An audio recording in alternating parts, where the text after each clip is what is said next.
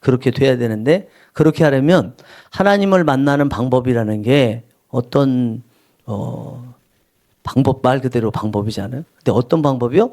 하나님을 만나는 방법이니까 하나님을 만나고자 하는 소원이 있는 사람이 이 말씀을 들으면 은혜가 되겠죠. 또 그런 소원을 가진 분이 어떻게 만나지? 평소에 궁금했다가 오늘 제목이 이러니까 만날 수 있는 방법을 찾을 수 있겠구나 하는 마음이 들겠죠. 여러분 안에 하나님이 누구신지 아시고 그 하나님이 누구시기에 본인이 알고 있는 대로 그 하나님을 만나기만 하면 인생이 달라져. 그런 마음이 드시고 또 그 하나님을 만날 수 있는 방법이 오늘 설교를 통해서 제시되니까 귀 기울이시고 들으셔서 그 방법을 다 얻게 되시고 여러분 인생이 하나님과 동행하며 하나님께서 주시는 그 은혜들을 누리며 사는 은혜가 있기를 원합니다. 성경에서 불신자들도 잘 아는 사람이 다윗이죠. 유명합니다. 이 다윗의 아들 중에 솔로몬이라는 아들이 있습니다. 이 다윗의 아들 솔로몬은요, 유명한 것이 어떤 아기가 있었는데 이 아기에 대해서 두 명의 어머니가 내 아기다 그렇게 할 때 누구의 어떤 어머니의 아기인지를 아주 지혜로운 판결을 내렸던 것으로 유명한 사람이 오늘 본문에 나와 있는 솔로몬입니다. 이 솔로몬이 다윗 뒤를 이어서 왕이 됐습니다. 왕이 되자마자 하나님 앞에 제사를 드리러 갔습니다. 이때 당시에 제사는요, 하나님께서 아무 곳에서나 제사를 드리지 않고 정해준 곳에서 제사를 드리라고 하셨습니다. 근데 정해준 곳이 어디냐면 법궤가 있는 곳이에요. 법궤라는 것은 하나님의 말씀이 기록된 그 두 돌판, 그리고 아론의 쌍난 지팡이, 그리고 만나 항아리, 이 세 가지가 궤짝 안에 들어가 있어요. 제가 지금 법궤라고 그랬죠? 여러분 옛날에 사과 궤짝 아시죠? 궤예요. 그러니까 박스예요, 박스. 이 박스 안에 이 세 가지가 들어가 있는데 그 위에 뚜껑이 있습니다. 그 뚜껑은 천사들 둘이 이렇게 마주보고 있는 뚜껑이고 이 뚜껑에 하나님께서 오세요. 찾아오세요. 하나님 임재하시는 장소거든요. 왜 임재하시냐면 죄를 지은 사람 죄를 다 용서하시기 위해서 임재하세요. 그래서 그 뚜껑을 속죄소라고 이야기합니다. 죄에 대해서 다 용서하시는 곳이라는 곳이에요.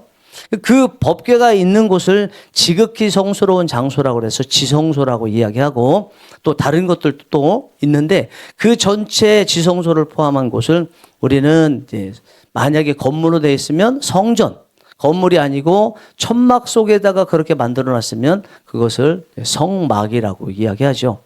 이때는 아직 건물로 성전이 지어지지 않은 때고요.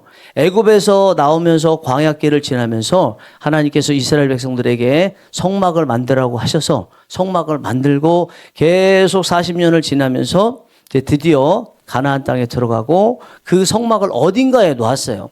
어디에 놓았냐면 실로라는 곳에 놓았습니다. 그런데 엘리 제사장이라는 사람이 제사장으로 있고 그의 아들들이 뒤를 이어서 있을 때 그 두 아들들이 홈리와 비느하스인데 이 두 사람이 블레셋이라는 나라와 전쟁하기 위해서 갈 때 이 법궤를 들고 갔어요. 근데 블레셋에게 전쟁에서 이 법궤를 빼앗겼습니다. 그러면서 블레셋은 이 법궤가 있고 성막이 있었던 실로를 회파를 시켰어요. 그러니까 더 이상 법궤를 빼앗기기도 했지만 나중에 찾았거든요. 찾아도 이 법궤를 놓을 수 있는 곳, 법궤를 포함한 성막을 둘 수 있는 곳이 그 실로에 없었어요. 그래서 나중에 옮기게 됐는데 옮긴 곳이 기브온이라는 곳이에요. 그 기브온이 있는 곳을 기브온 산당이다 이렇게 얘기합니다. 오늘 본문에 보니까 솔로몬이 왕이 된 지 얼마 안 돼서 이 기브온 산당으로 하나님께 제사 드리기 위해서 갑니다. 그 제사를 드렸는데 그때 1,000마리의 번제 제물을 가지고 제사 드리러 가요.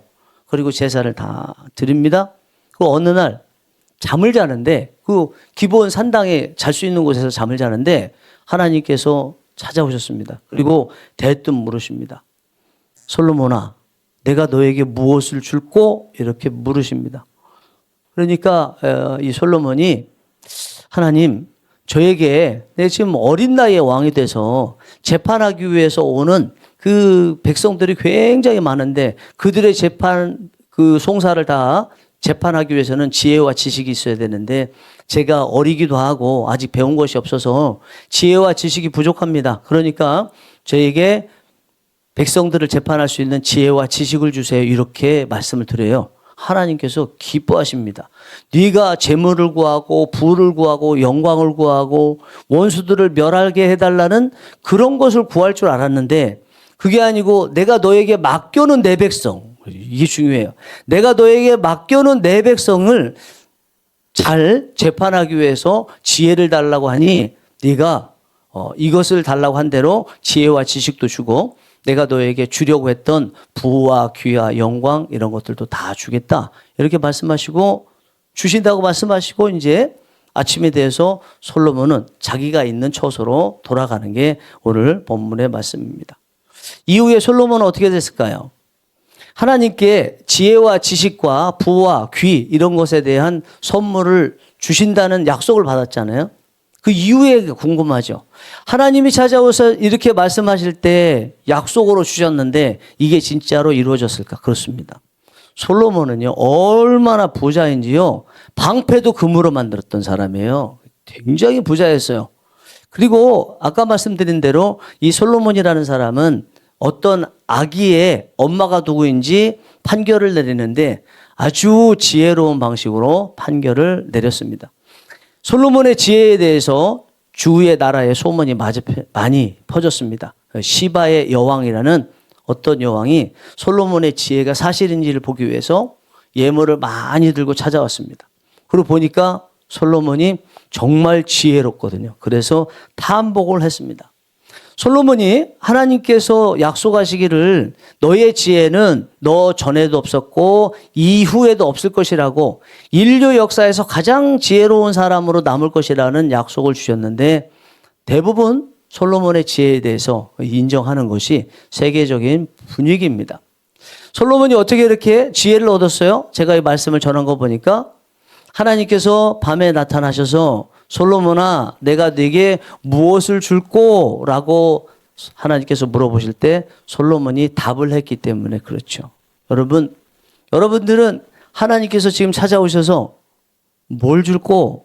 질문하시면 대답할 것이 있어요?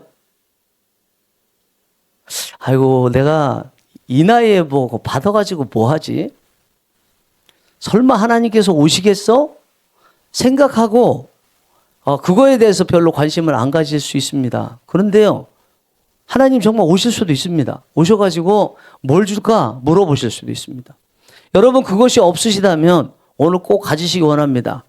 여러분 스스로에 대해서는 더 이상 뭐 내가 인생 이만큼 살았는데 가져봐야 뭐 영화를 누릴 게 있겠어 생각하신다면 여러분 자녀들을 위해서도 우리 교회를 위해서도 나라와 민족을 위해서도 여러분 하나는 하나님께서 찾아오셔서 물으신다면 이거 주세요 말할 수 있는 것, 말씀드릴 수 있는 것을 꼭 마음에 간직하시기 바랍니다. 솔로몬에게만 이런 일이 있으라는 법 어디 있습니까? 우리에게도 있을 수 있겠죠. 실제로 우리나라 역사에서 이런 일이 일어났던 한 사람이 있습니다. 지금은 이제 목사가 된 분인데 원종수라는 분입니다. 이분이요, 대전에 사는 분이었습니다. 그때 당시에 이제 굉장히 가난해서 대전에서 엄마와 같이 살았는데 얼마나 가난한지 누우면 하늘이 보이는 곳, 또 고개를 이렇게 내리면 바닥이 보일 정도로 굉장히 가난한 집에 살았습니다. 그렇지만 이 원종수 어린이의 엄마는요, 신앙이 좋아서 신앙적인 교육을 철저히 시켰어요. 이 원종수 어린이가 어머니에 따라서 어릴 때부터 새벽 기도회를 다녔어요. 그러다가 초등학교 5학년 어느 날 새벽 기도회를 가서 새벽 예배가 다 마치고 엄마는 뭐 다른 것들을 준비하기 위해서 아들 초등학교 5학년인데 교회에 내버려두고 혼자 집으로 왔어요. 그리고 이 종수 어린이는 교회 뒷곁에 기도하는 자리가 있었는데 그 기도의 자리에서 기도하고 있었습니다. 초등학교 5학년짜리입니다. 그런데 하나님께서 갑자기 빛 가운데 나타나셔서 말씀하십니다. 종수야, 내가 네게 무엇을 줄꼬? 이렇게 물으셨어요. 그러자 너무 가난해서 새끼를 먹을 수 없을 정도였기 때문에 하나님 돈 주세요.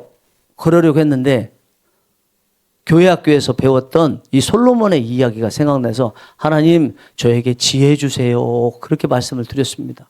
그리고 시간이 지났어요. 초등학교 5학년, 초등학교 6학년 성적은 꼴찌예요, 꼴찌. 중학교 들어가서도 성적은 꼴찌예요. 그런데 한 중학교 2학년 말 무렵 이때 갑작스럽게 예수님께서 찾아오셨어요. 이걸 인격적인 만남이라고 그래요. 우리가 예수님에 대해서 얘기할 때 예수님에 대해서 알죠. About Jesus 그러죠. 예수님에 대한 정보를 아는 거잖아요. 우리가 예수님을 믿는다, 예수님을 믿음으로 천국 간다, 이거는 예수님에 대한 지식적인 정보를 가지고 예수님을 믿었다 말하고 천국에 갈 수 있는 게 아니고요. 예수님께서 내 안에 들어오시는 거예요. 예수님께서 2000여 년 전에 이 땅에 사람의 몸으로 오셨죠. 지금은 그런 몸이 아니지만 마치 사람의 몸으로 오셨던 그 예수님께서 내 앞에 계시고 지금은 몸으로 안 계시니까 그 몸으로 계셨던 그분이 내 안에 연기처럼 쑥 들어와서 내가 인격적으로 예수님을 만나서 대화를 할 수 있는 것. 비록 보이지는 않으시지만 그 예수님이 보이는 분처럼 실제로 대화하고 대화하면 그대로 이루어지는 이것을 우리는 예수님을 믿는다 얘기하고 인격적으로 예수님을 만났다라고 얘기하는 거예요. 원종수 어린이가 이제 중학생이죠. 중학교 2학년 말에 이렇게 갑자기 예수님께서 찾아오셔서 인격적으로 예수님을 만나게 됐어요. 그다음부터 이 원종수 어린이의 이 지적인 능력이 수직 상승하게 됐습니다. 이상하게 잘 외워지고 말하면 그것이 깨달아지고 성적도 수직 상승했어요. 그렇게 해서 당시에 최고의 고등학교라고 했던 대전고등학교에 들어갔습니다. 여러분, 저희들이 있었던 이 진주에는요, 진주고등학교에 한 학년에 서울대학교 간 사람이 뭐 100 몇십 명인가? 엄청나게 많았어요. 그런데 진주고등학교에서도 혀를 내두를 만큼 했던 명문고등학교가 대전고등학교였어요. 대전고등학교는 더 많은 학생들이 한 학년에 서울대학교를 들어갔어요. 이렇게 원종수 학생이 고등학교를 서울대학교 들어가서 성적을 1등을 해요. 근데 2학년쯤 되니까 결핵을 알아요. 그래서 성적이 거의 전교 꼴찌에 해당되는 380등으로 뚝 떨어졌습니다. 결핵 때문에. 그러던 어느 날 새벽 기도회를 늘 다녔는데 새벽 기도회 다니기 전에 꼭 성경을 한 장을 읽고 새벽 기도회를 갔어요. 또 어느 날 갑자기 교회 가기 전에 성경을 읽는데 하나님께서 찾아오셔서 종수야 그 구절 2번 읽어라 이렇게 말씀하시는 거예요. 그래서 희한하다. 그래서 읽었던 성경 구절을 또 한 번 이렇게 해서 2번 읽었어요. 그리고 새벽 기도회를 갔는데 갑자기 가는 길에 하늘에서 성경책이 딱 정말 눈에 보일 정도로 딱 나오더니 펼쳐지면서 새벽 기도 가기 전에 2번 읽었던 그 성경 구절이 정말 보이는 거예요. 자기가 밑줄 쳤던 것까지 자기 성경책이 정말 보이는 거예요.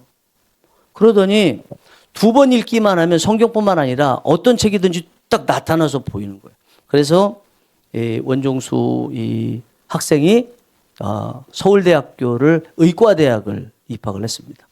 사실은 수석으로 입학을 해야 되는데 다 보이니까. 그런데 수학이라든지 이런 과학 같은 경우는 질문이 나왔잖아요. 답이 없잖아요. 답이 없으니까 수석은 못했습니다. 그리고 서울대학교 다니면서 의과대학 졸업할 때는 수석으로 졸업을 했고 그리고 의사고시를 보는데 의사고시에 수석으로 합격을 했습니다. 그리고 얼마 동안 서울대학교 역사상 가장 학점이 높은 사람으로 랭크대에 올라 있었던 사람이 이 원종수 학생이었습니다. 여러분 그것이 어떻게 해서 됐어요? 하나님께서 원종수 학생에게 어린이에게 찾아오셔서 종수야 내가 네게 무엇을 줄고 하시는 그 하나님의 질문에 대해서 평소에 예배드리면서 이 말씀을 생각해서 그걸 하나님 앞에 소원으로 말씀드렸기 때문이었습니다. 여러분 본문에 솔로몬이 갑작스럽게 이렇게 엄청난 세계적인 지혜를 갖게 된 것은요. 결국은 뭐 때문에 그래요? 하나님께 예배 드렸기 때문에 그렇습니다. 그런데 그냥 예배 드리지 않았습니다. 솔로몬은 왕이 되자마자 하나님 앞에 제사 드리기 위해서 찾아왔습니다.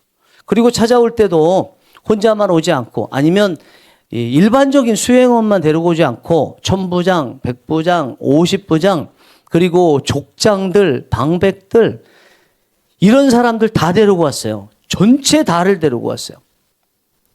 그들에게 솔로몬은 그 기브온 산당에 데려가면서 하고 싶었던 것이 어린 나이이기 때문에 자기를 우습게 볼 수 있는 그들에게 우리나라를 다스리는 것은 하나님입니다. 그 하나님께서 나와 함께 계십니다라는 것을 보여주기 위해서라고 생각합니다. 여러분 직장이나 여러분들께서 머무는 곳에서 혹시 다른 사람에 비해서 뭔가 스펙적으로 부족해서 우습게 여기는 그런 사람 없습니까? 그러면요, 그분들에게 여러분들의 영권을 보여주세요. 여러분들이 기도해 준다고 한번 말씀해 보세요. 그리고 뭔가가 이루어졌을 때 내가 기도했었습니다.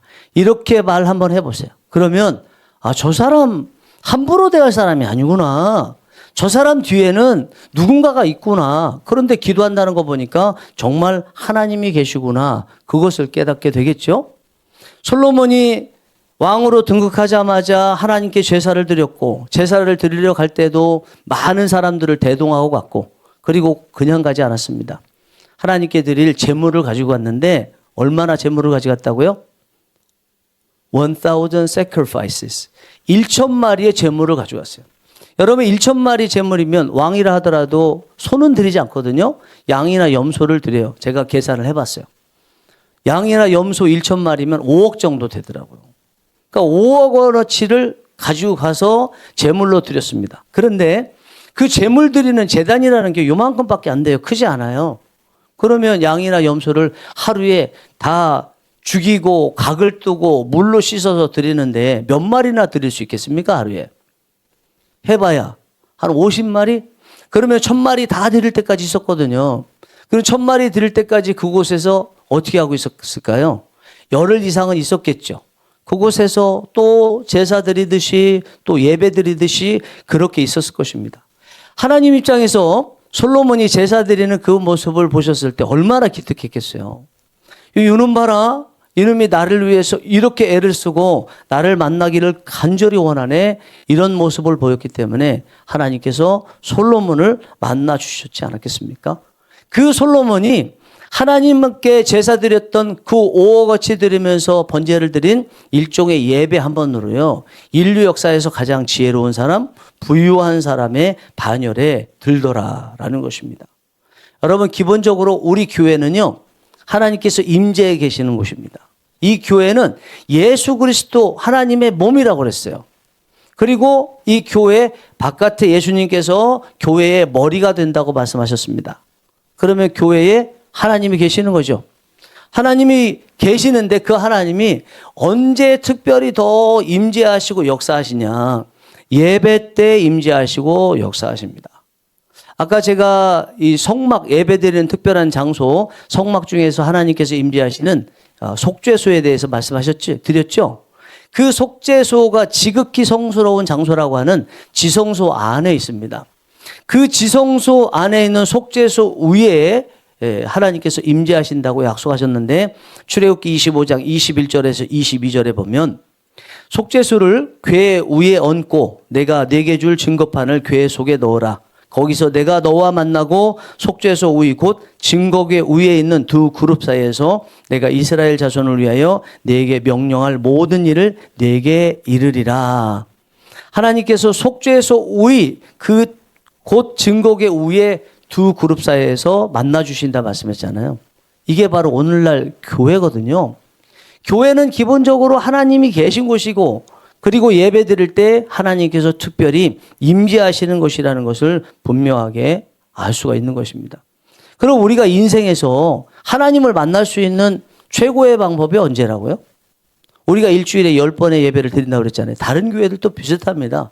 그럼 일주일에 예배 10번의 예배를 드리게 되는데 그때마다 하나님을 만날 수 있는 기회로 우리가 예배를 드릴 수 있는 것입니다. 성경에서 위대한 인물이라고 하는 아브라함 같은 사람, 야곱 같은 사람, 다윗과 같은 사람, 또 여러 위대한 인물들 보면 다 예배에 목숨 거는 사람들이었어요. 왜냐하면 예배 때 하나님께서 다 만나 주셨기 때문입니다. 아브라함 같은 경우에는 성경에 4번 하나님을 만났다는 내용이 나와 있는데 3번 하나님께서 정말 직접 만나 주셨다는 내용이 나와 있어요. 그곳에서 하나님께서 아브라함이 믿음의 조상이라는 약속도 주셨고요. 이후에 모든 민족의 조상이 된다는 약속도 주셨어요. 이것이 예배를 드릴 때 하나님께서 만나 주시고 약속해 주시는 모습이라는 거예요. 오늘 본문에서 말씀하신 이 솔로몬의 이야기를 가지고 제가 원종수 어린이 목사님에 대해서도 말씀드렸죠. 이 원종수 목사님 서울대학교 역사상 가장 성적이 좋은 것으로 얼마 동안 랭크되어 있던 이 목사님 어떻게 해서 이게 가능했어요? 어릴 때부터 새벽 기도에 새벽 예배를 빠지지 않은 거예요. 예배란 예배는 어떤 일이 있어도 드렸던 그것을 하나님께서 보신 거예요. 그러니까 하나님께서 역사하신 거죠. 제가 좋아하는 말씀 중에 역대하 16장 9절 말씀이 있는데 이렇게 말씀이 나와 있습니다. 같이 읽어보겠습니다. 시작. 여호와의 눈은 온 땅을 두루 감찰하사 전심으로 자기에게 향하는 자들을 위하여 능력을 베푸시나니. 하나님께서 어떻게 하신대요? 온 땅을 두루 다 감찰하신대요. 그러면서 누구를 찾으신대요? 전심으로 하나님을 찾는 사람이 누군가 찾으신대요. 그때가 언제예요, 여러분? 기본적으로 여러분들의 일주일의 삶에서 가장 하나님을 향해서 하나님을 찾는 그런 모습을 보이는 때가 언제예요? 또 언제 이어야 돼요? 예배 때 아닙니까? 예배 때. 하나님을 아는 사람이라면 예배라는 것은 기본적으로 우리가 예배를 드린다고 했으면 하나님께서 받으시기 위해서 계셔야 되는 곳이 예배잖아요. 여러분은 예배 드릴 때 하나님께서 계시는 것을 느끼시고 또 하나님께서 그곳에 계신다는 것을 알고 계신가요? 정말요? 예배라는 것은 드린다면서요. 그러면 드릴 때 받으시는 하나님께서 계시는 곳이 예배잖아요. 그러면 하나님께서 온 땅을 두루 감찰하시다가 전심으로 자기를 찾는 자에게 상을 베푸신다고 할 때 그런 사람은 어디에서 만날 수 있다는 것입니까? 하나님께서 온 땅을 두루 감찰하시는데 우선순위가 있으실 텐데 그 많은 우선순위 중에서 어디를 먼저 찾아오실까요? 예배의 자리를 찾아오시죠. 예배의 자리. 매일 있는 새벽 기도 7번의 예배, 수요 기도회, 주일 오전 오후 예배. 이놈들이 어디에 있나? 내 자녀들이 어디에 있나? 내가 복을 주기 위해서 찾아갈 때 따로 찾을 필요가 있나? 늘 그 예배 자리에 있으니 찾을 필요도 없이 그 자리에 가면 만날 수 있어 하는 그 예배의 자리를 먼저 찾으시는 거예요. 그때 하나님께서 상을 베풀어 주신다 말씀을 했습니다. 우리가 예배를 드린다는 것은요, 솔로몬이나 원종수 목사님 같이 하나님을 만날 수 있는 기회인 거예요. 그리고 하나님께서 예배하신 선물 보따리를 주시겠다고 약속하시거나 그 자리에서 주실 수 있는, 우리에게는 받을 수 있는 기회가 되는 것입니다. 그래서 저는 구역 예배를 드리든지 아니면 가정 예배를 드리든지 어떤 예배를 드리든지 우리 기존 성도님들께 부탁하는 게 있어요. 예를 들어서 구역장님들이다 아니면 교사분들이다 뭐 중직자다 하는 분들에게 꼭 부탁드리는 게 있어요. 한 번도 교회 안 오신 분들 교회에 데리고 오세요. 그리고 교회는 다니긴 하는데 아직 예수님을 믿지 않는 분들 교회에 어쨌든 데리고 오세요. 왜냐하면 그 예배의 자리에 오기만 하면 하나님께서 만나 주실 가능성이 많기 때문에 그렇습니다. 설령 그 예배 자리에 왔는데 하나님께서 만나 주시는 것을 경험하지 못한다 할지라도 괜찮아요. 진짜 괜찮아요. 왜 괜찮을까요? 하나님께서 예배 자리에 온 그를 보시고 그 자리에서 만나 주시기는 만나 주시는데 만나 주셨다는 것을 느끼도록은 그 자리에서 못 하신다 할지라도 한번 예배 드리고 나간 삶의 자리 어딘가에서는 그 예배 드린 것 때문에 다시 당신이 만나 주시는 것을 느끼게 해 주실 수 있는 기회가 될 수 있기 때문에 그래요.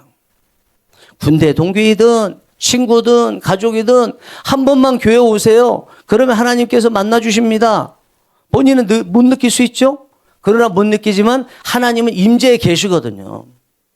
그러나 하나님께서 임재에 계셔도 본인이 못 느껴서 그냥 다시 안 올래요 그러고 안 올 수 있지만 하나님께서 어느 순간에 그를 찾아가 주셔서 그가 느낄 정도로 만나 주세요. 우리는 그걸 뭐라고 얘기하냐? 현현이다. 그러게. 에피파니라고 이야기합니다. 임재는 하나님께서 우리에게 오시는 거예요. 우리가 그걸 못 느낄 수 있어요. 그런데 어느 날 하나님께서 우리 안에 찾아오시는 것을 우리가 느끼게 되는 거, 현현이라고 말을 하는데, 하나님의 임재와 하나님의 현현은 다를 수 있어요. 여러분, 예배 때마다 하나님은 임재하세요. 우리가 느끼든 느끼지 못하든 임재하세요. 어느 순간에는 느낄 수 있겠죠? 어느 순간은 느끼지 못하겠죠? 뭘 느끼지 못해요? 현현을 느끼지 못해요. 우리가 눈으로 보고 귀로 느끼든 마음으로 느끼든 성령의 감동에 따라서 눈물을 흘리든 회개하든 기뻐하든 이런 역사가 안 일어날 수 있습니다. 뭐가 없는 거예요? 현현은 없을 수 있어요.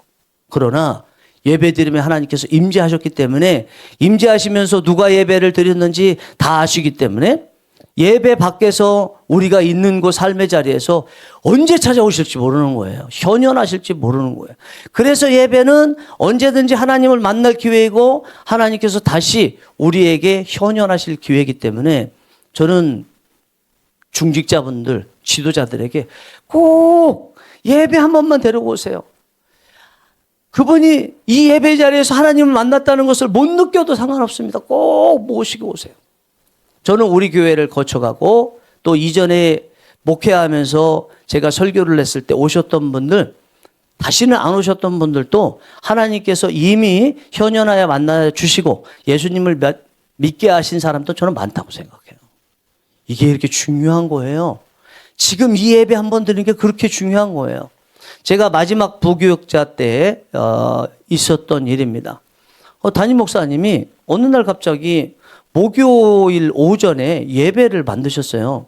그런데 꼴랑 예배 3번 드리고 이제 예배 안 드리겠어 그러시는 거예요.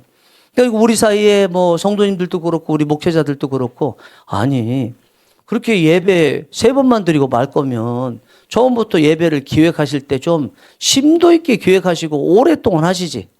또 심도 있게 기획하지 않더라도 그냥 3번 예배만 드리고 말 게 아니라 꾸준하게 좀 우직하게 예배를 좀 계속 드리지 꼴랑은 3번 예배 드리고 말아? 이런 생각을 했거든요. 근데 어느 날 그 교회에 성도님 자녀가 초등학생인데, 그때가 이제 메르스 바이러스라고 여러분 아시죠? 사우디 쪽에 있었던 중동 바이러스라고 하잖아요. 중동 바이러스 걸린 증상이 나타났어요.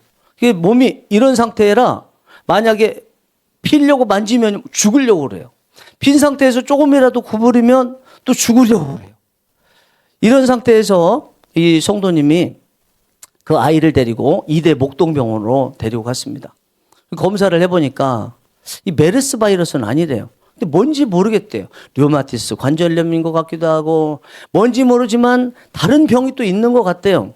굉장히 불안하잖아요. 지금 이렇게 굽힌 상태에서 펼 수가 없는 상태로 있었습니다. 근데 담임 목사님 사모님이 찾아오셨어요. 그리고 딱 머리 위에는 아닌데 안수하면 안 되니까 목회자만 안수를 받아서 이 손에 딱 안수하면서 나사렛 예수 그리스도의 이름으로 명하느니 굽혀진 이 팔은 펴질지어다 선포하니까요. 그 자리에서 펴졌어요. 저희가 같이 있었기 때문에 알거든요. 그냥 펴졌어요. 어떻게 이렇게 놀라운 일이 일어났나? 그 사모님이 선포하실 때 말씀을 먼저 한 절 읽으셨는데, 그 말씀이 어떤 말씀이냐면 막 마지막 3번째 목요 오전 예배를 드리는데 목사님께서 설교하셨던 설교 본문이었어요. 그 설교 본문을 가지고 마음에 기억하면서 사모님께서 말씀을 읽고 일종의 설교를 하시고, 그분도 이제 전도사님이라 설교를 하시고 이렇게 아픈 부위에 안수하며 선포하니까 깨끗이 낫게 된 거예요. 그래서 우리가 그것을 경험하면서 하나님께서 3번이지만 예배를 만드신 건 이유가 있구나. 그 예배 속에서 사모님이 목사님으로부터 받으셨던 그 말씀을 이 아이를 향해서 선포해서 이 아이를 낫게 하시려는 그런 하나님의 또 계획이 있으셨구나 하는 것을 느끼게 되었습니다. 여러분, 대개 교회들은요, 교회에서 드리는 이 예배를 통해서 예수님을 만나게 됩니다. 그 예배 가운데 여러분들께서 간절히 하나님을 찾으면 하나님께서 만나주시는데, 솔로몬은 잠언 8장 17절에서 이렇게 말씀합니다. 같이 한번 읽어보겠습니다. 8장 17절 시작. 나를 사랑하는 자들이 나의 사랑을 입으며 나를 간절히 찾는 자가 나를 만날 것이니라. 여러분, 하나님은 인격적이라 말씀드렸죠. 하나님이 살아계신 분이거든요. 당신을 간절히 찾아요. 눈물을 흘며 찾아요. 예물을 가지고 오면서 찾아요. 오랫동안 찾아요. 포기하지 않고 찾아요. 안 만나 주실까요? 그런 하나님 뭐하러 믿을까요? 우리도 한때는, 여기 믿는 분들, 한때는 안 믿는 때가 있었거든요. 예, 말씀이 안 들려. 무슨 말인지 모르겠어. 전혀 이해도 안 돼. 내가 왜 교회 다니는지 모르겠어. 그럴 때가 있었거든요. 그런데 이런 일 겪고 저런 일 겪고 교회를 떠났다가 어떻게 하다 다시 왔다가 한 두세 번 이렇게 하면서 말씀이 들리기 시작해요. 그러면서 하나님께서 찾아오세요. 그때 특징이 뭐냐면 나는 이제 좀 왔다 갔다 안 했으면 좋겠다. 하나님을 진짜 만나고 싶다. 왜 저 목사는 저렇게 간절히 저 소리 지르면서 하나님이 계시다. 하나님께 나아가면 여러분 인생이 핍니다. 이런 얘기를 왜 할까? 나는 왜 그것을 경험하지 못할까? 나도 좀 그랬으면 좋겠다는 간절한 마음이 있었기 때문이에요. 그때 하나님께서 찾아오셨던 것입니다. 사랑하는 성령이 일하시는 교우 여러분, 올해 우리 성령이 일하시는 교회는 헤브론의 예배가 있는 2026년이라는 주제를 가지고 나아갑니다. 이런 주제를 정했으면 그냥 정한 거 아니에요. 하나님은요, 우리 교회를 향해서 각자 교회가 있는데 어떤 역사를 이루어 주시냐면 이 강대상에서 선포된 말씀 따라서 일을 행하세요. 놀라워요. 치유에 대한 말씀을 전하면 계속 치유의 역사가 일어나요. 구원받는 역사에 대해서 말씀을 전하면 구원받는 역사를 하나님께서 이루어 주세요. 2026년도에 예배에 대한 말씀을 주제로 삼고 말씀을 계속 전하게 되면 분명히 여러분들 오지 말라고 해도 오고 하나님 은혜 받지 말라고 해도 받으시는 역사가 이루어질 줄 믿습니다. 하나님은 살아계시기 때문입니다. 지금도 그 일을 이미 이루고 계신 줄 믿습니다. 그 하나님을 찬양합니다. 또 이루실 하나님을 또 찬양합니다. 하나님께 영광의 박수 드리겠습니다. 기도하시겠습니다.